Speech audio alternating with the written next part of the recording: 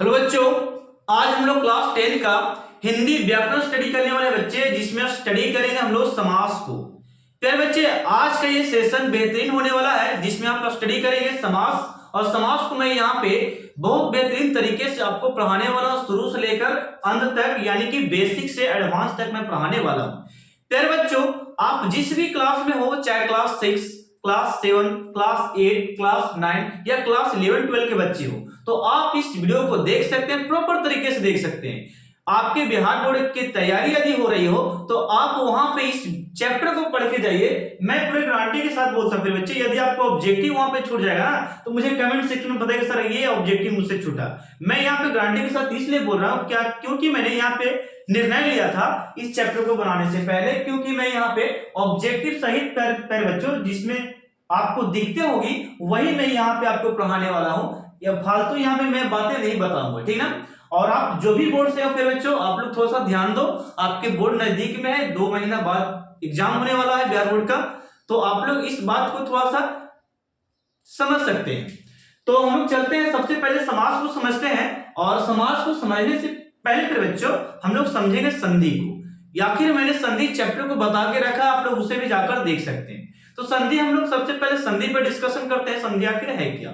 तो संधि में हमने बताया था, संधि उसे कहते हैं फिर बच्चों जब दो वर्ण मिलते हैं, जब दो वर्ण मिलते हैं और वर्णों को मिलने से जो विकार उत्पन्न होती थी ना, जो विकार उत्पन्न होती थी उसे संधि कहा गया था। ओके, आखिर में वहां पे दिखाया गया वर्णों को मिलाने पर विकार उत्पन्न हुआ तो संधि कहा गया। लेकिन हम लोग यहाँ पे समास में बात क्या करेंगे वो मैं आपको डिस्कस कराता हूं। समास ये कहता है आपसे, समास ये कहता है कि इसमें पे बच्चों दो शब्दों का यहाँ पे दो शब्दों का मेल होगा, और मेल होने से एक नया स्वतंत्र बनेगा, नया स्वतंत्र पद बनेगा, उसे आप बोलिएगा समस्त पद। लेकिन ये पूरे क्रिया को मिलने और नया बनने पर ये जो पूरा प्रक्रिया है इसे समास का नाम दिया गया। क्या दिया गया? समास। अब मैं डिफिनेशन बोलता हूं, डिफिनेशन आप लोग लिखिएगा। जब दो या दो से अधिक शब्दों को मिलने पर एक नया शब्द का निर्माण होता है, नया शब्द का निर्माण हो तो नया शब्द का निर्माण हो तो इसे हम लोग समस्त पद कहते हैं। लेकिन फिर बच्चे इस प्रक्रिया को बोला जाता है समास। क्या बोलते हैं? समास। तो डिफिनेशन आप लोग लिख लीजिएगा, ठीक है। और एक बात और, डिफिनेशन से पहले मैं एक और बात बता दूं कि आप चाहे जो भी वर्ड से हो, आपके लिए बेहतरीन ये वीडियो होने वाला है। ओके, तो चलते हैं हम लोग यहाँ पर स्टार्ट करते हैं। समास का डिफिनेशन मैंने दे दिया और समस्त पद का भी मैंने डिफिनेशन दिया, ठीक है। तो यहाँ पे हम लोग इसके बारे में मैंने समझा चुका है, मैंने समझा दिया फिर बच्चे, और समास के बारे में भी मैंने समझा दिया, ठीक है। डिफिनेशन केवल दिया है, समझा अब रहा, ठीक है ना। देखिएगा, अब यहाँ पे समस्त पद कहने का मतलब दो शब्द रहे चाहे 3 शब्द रहे, मिला हुआ होना चाहिए, तो ये पूरे शब्द को समस्त पद का नाम दिया गया है। फॉर एग्जांपल में देखिएगा, जैसे कि राज, मार्ग, ये 2 शब्द हैं और एक दूसरे से मिला हुआ है, तो इसे हम लोग बोलेंगे क्या? समस्त पद। क्या बोलेंगे? समस्त पद। जैसे कि दाल रोटी, दोनों साथ में आ रहा है, रोटी हम अलग नहीं बोल रहे हैं और दाल अलग बोल रहे हैं, दाल रोटी एक साथ बोलने जा रहे हैं, थोड़ा सा आगे पीछे, लेकिन दाल रोटी हमें एक साथ बोल रहा हूं, ठीक ना। तो ये हो गया आपका समस्त पद। माँ बाप, ये भी समस्त पद। ऊंचा, जैसे कि अमीर गरीब, ये भी आपका समस्त पद। त्रिभुवन, ये भी आपका समस्त पद। ओके, तो समस्त पद में पद जो रहते हैं, 2 या 2 से अधिक पद रहते हैं, 2 या 2 से अधिक शब्द रहते हैं। ओके, चलिएगा, ये सब समस्त पद की बात था। तो ये समस्त पद ये रहा, समस्त पद त्रिलोक है, समस्त पद आपका यहाँ पे त्रिभुवन है मेरे बच्चों। ओके, अब यहाँ पे समस्त पद को मैंने खंड किया, यहाँ पे खंड करने का मतलब मैंने तोड़ा, पदों को अलग अलग किया, मैंने पदों को क्या किया? अलग अलग। और जब पदों को अलग अलग करते हैं बच्चे, तो यहाँ पे हम लोग इसको बोलेंगे समास विग्रह। डिफिनेशन हम लोग लिखेंगे इस प्रकार कि सर जी, जब समस्त पद को अलग करते हैं तो अलग करने की प्रक्रिया को हम लोग क्या बोलते हैं? समास कहते हैं। मैंने क्या बोला? समस्त पद को अलग करने की प्रक्रिया को समास विग्रह कहा जाता है। ये मैं अपने नॉलेज के हिसाब अकॉर्डिंग अनुसार बता रहा हूं बच्चे। आप लोग डिफिनेशन यदि बुक कर रख लेते हैं तो दिक्कत होने वाली है, ठीक है। तो मैं अपने थोड़ा सा दिमाग से इसको मैं अपने से बना रहा हूं, जो कि आपको सिखा सकूं अच्छे से।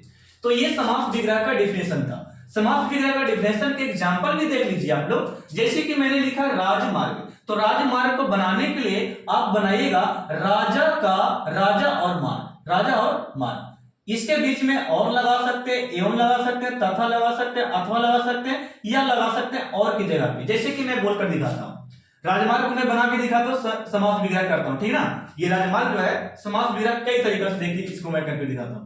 जैसे कि मैंने लिखा राज और मार्ग, एक हो गया राजा तथा राज तथा मार्ग, दूसरा हो गया और राजा राज या मार्ग, तीसरा राज अथवा मार्ग। तो ऐसे तरीके से बना सकते हैं, मैं आगे सिखाने वाला हूं यहाँ पे, ठीक ना, लगे रहे वीडियो में। चलिए ये वाला देखिए, ये आपको क्या कह रहा है, त्रिलोक।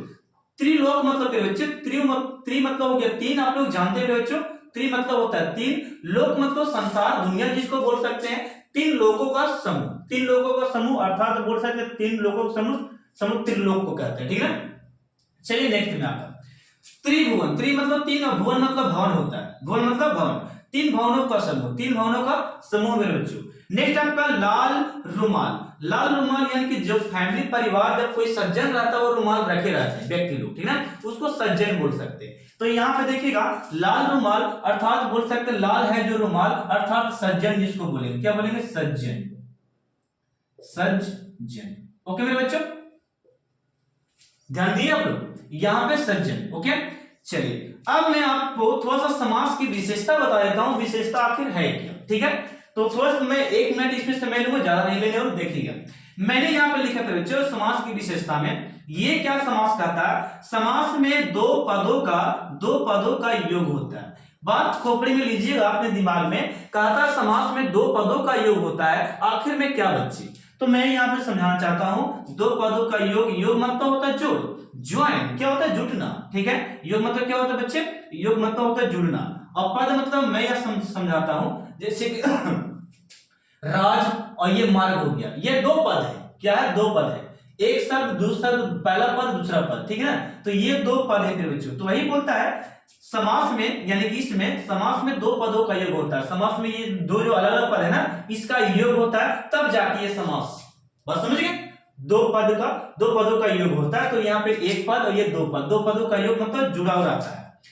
दूसरी बात यहाँ पे लिखता है दो पद मिलकर एक नया पद बनता है, सही बात है बच्चों, यानी कि देखिएगा दो पद, एक राज और मार्ग को ले लेते हैं, राज और मार्ग को ले लेते हैं, तो ये दो पद यहाँ पे है, दो पद से हम लोग एक राजमार्ग बना दिए, क्या बना दिए, राजमार्ग, यानी कि राजमार्ग, इसको ऐसे भी लिख सकते हैं, ठीक है। तो दो पद मिलकर एक नया पद बनता है, एक नया पद, वही मैंने लिखा, दो पद मिलकर एक नया पद बनता है।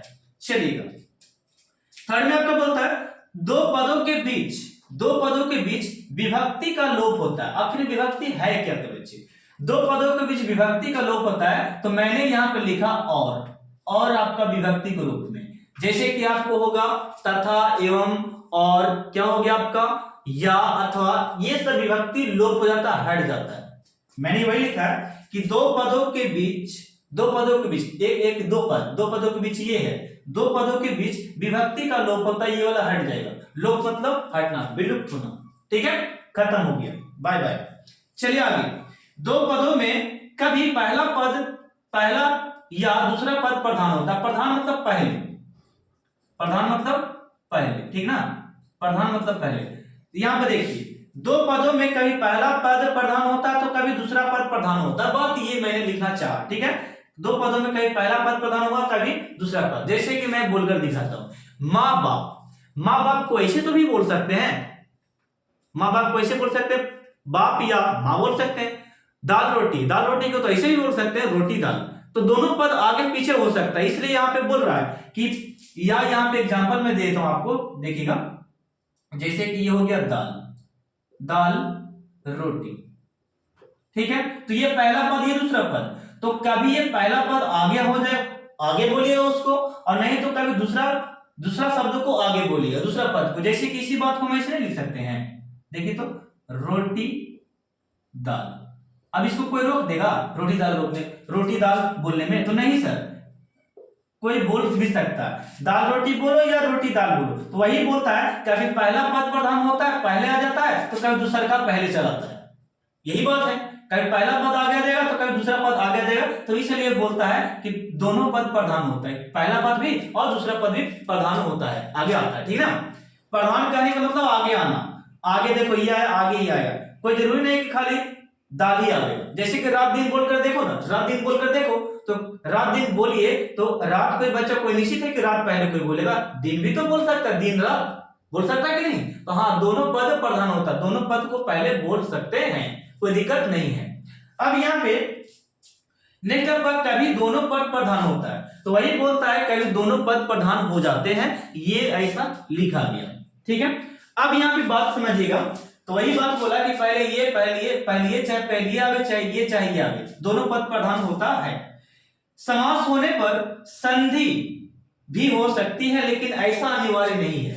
मैंने क्या बोला, मैंने यहाँ पे लिखा समास होने पर संधि भी हो सकती है। समास होने पर मतलब समझ रहे हैं, समास होने पर जैसे कि यहाँ पे देखिए राज और मार्ग दोनों के जोड़ दिए, दोनों के जोड़ दिए, मिला दिए, तो बन गया क्या आपका राजमार्ग बन गया। तो राजमार्ग बना पे बच्चों तो ये समास में हुआ, लेकिन आप इसे संधि बोल दीजिएगा नहीं। तो वही बोलता है कि समास होने पर संधि भी हो सकता है, लेकिन ऐसा अनिवार्य नहीं है, ऐसा नहीं हो सकता, ठीक ना। चलिए, मैंने लिखा हो सकती है लेकिन नहीं होगा, अनिवार्य नहीं है, ऐसा करना गलत होगा, ठीक ना। चलिए आगे देखिए, विग्रह की बात करते हैं और विच्छेद की बात करते हैं, जो कि बच्चों को समझना इंपॉर्टेंट है मेरे लिए, ठीक ना। देखिए बच्चों, मैंने यहाँ पे लिखा विग्रह के बारे में, विग्रह आखिर है क्या। तो विग्रह कहना चाहता आपसे, विग्रह आप उसमें बोलते हैं बच्चों जब न समास में पदों को तोड़ने की क्रिया विग्रह कहलाती है बच्चों। देखिएगा, समास में पदों को तोड़ने की प्रक्रिया क्या कहलाता है, विग्रह कहलाता है। और संधि में वर्णों को तोड़ने की प्रक्रिया को क्या बोलते हैं, विच्छेद कहते हैं। मैंने क्या बोला, मैंने ये बोला समास में समस्त पदों को तोड़ने की क्रिया विग्रह कहलाती है, और विच्छेद आप उसे बोल सकते हैं संधि में वर्णों को तोड़ने की प्रक्रिया विच्छेद कहलाती है, ठीक है। आप लोग एग्जाम्पल से समझ सकते हैं, ये मैं बातें यहां से ये वाली बातें बता रहा हूं, ये वाली विग्रह वाली, और विच्छेद आपको संधि में लेकर चल गया मैंने, ओके। समास के प्रकार, समास के भेद की बात करते हैं तो इसके 6 भेद होते हैं, यानी कि 6 प्रकार होते हैं। पहला प्रकार में बच्चों द्वंद्व, क्या है द्वंद्व समास। पहला हम लोग स्टडी करेंगे इसी समास के बारे में, द्वंद्व समास के बारे में। देन जो आपका यहाँ पे होने वाला है, ये जो आपका होगा, ये पे बच्चों आपका होगा द्विगु, और थर्ड जो आपको होने वाला है कर्मधारय, क्या होगा, कर्मधारय। फिर बच्चे मैं आपको बेहतरीन तरीके से मैं समझाऊंगा एक एक पॉइंट्स को, एक एक समास को, 6 समास को मैं निपटाने वाला हूं बहुत ही जल्द, ठीक है। तो ये मैं 3 समास बताया, थर्ड फोर्थ में जो मैं आपको स्टडी कराऊंगा, ये जो आपका होने वाला है ये आपका होगा तत्पुरुष, और 5 में जो मैं आपको पढ़ाने वाला हूं वो आपका होगा क्या, अव्ययीभाव समास, और 6 में जो मैं आपको स्टडी कराऊंगा ये आपका होगा, ये आपका बहुब्रीहि होगा बच्चों, ओके, बहुब्रीहि समास होने वाली है। तो आप लोग बताइए कमेंट सेक्शन में कैसा लगा वीडियो पे बच्चों, कमेंट जरूर करना, ठीक ना, ताकि मुझे पता चले कि आप लोग कितना देख रहे हैं, कितना समझ पा रहे हैं, कमेंट जरूर कीजिएगा। चलिए, अब यहाँ पे पहला समास से स्टार्ट भी हम लोग कर लेते हैं। यहाँ पे लिखा है कि द्वंद्व समास सर जी, द्वंद्व समास, तो द्वंद्व समास आप उसे बोल सकते हैं बच्चों, द्वंद्व समास आप उसे बोल सकते हैं सर, लिखिएगा, नोट कीजिएगा, द्वंद्व समास आप उसे बोल सकते हैं फिर बच्चों कि मैं यहां पे बोलता हूं वह समास या वैसा समास, या समास में बोल सकते हैं वह समास जिसमें दोनों पद प्रधान हो उसे द्वंद्व समास कहा जाता है। मैंने क्या बोला, समास में जब दोनों पद प्रधान होते हैं तो उसे हम लोग द्वंद्व समास कहते हैं प्यारे बच्चों, ओके। डेफिनेशन आप लोग नोट्स कर लीजिए।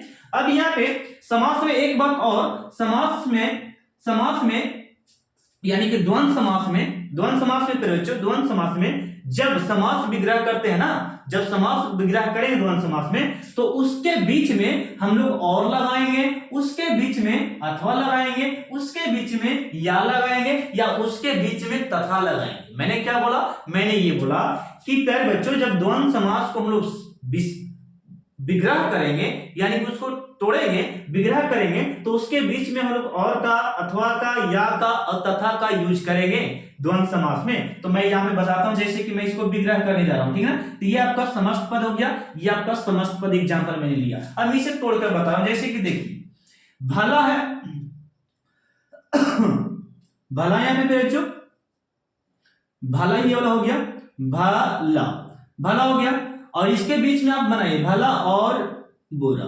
मैंने क्या बोला, द्वंद्व समास में विग्रह जब करेंगे ना तो ये विग्रह हो रहा है, विग्रह करेंगे तो ये सब शब्द को पद को हम लोग यूज कर सकते हैं, बोला को भला, और यहाँ पे क्या लिख सकते हैं, बुरा। ये हो गया विग्रह, बहुत आसान ये वाला, ठीक है। और माँ और बाप को यहाँ पे लिख सकते हैं माँ और बाप, ठीक ना, बाप या माँ या बाप ऐसे भी लिख सकते हैं, कोई दिक्कत नहीं। घर द्वार, घर अथवा द्वार, ठीक है। दाल रोटी, दाल रोटी यहां पे लिखेगा दाल और रोटी, दाल और रोटी। एक और है बच्चों, इसको आप बना सकते हैं रात और दिन, रात और दिन। तो आप लोग के लिए होमवर्क है ये वाला, ये आपका होमवर्क है प्यारे बच्चों, ये आपका होमवर्क है, ठीक है ना। इसे आप बनाकर मुझे कमेंट सेक्शन में बताइएगा, इसको बनाकर, ठीक है ना, मुझे पता चले कि आप लोग कितना पढ़ते हैं, ठीक ना। तो आखिर में नेक्स्ट स्लाइड में आने वाला हूं जल्द ही। ये आपका 1 मैंने यहां पे बताया द्वंद्व समास, नेक्स्ट आपका होने वाला है सेकंड स्लाइड में द्विगु समास। तो इसे आप जल्दी से स्क्रीनशॉट लो और कॉपी में नोट्स करो, ठीक ना। मिलते हैं हम लोग नेक्स्ट स्लाइड में।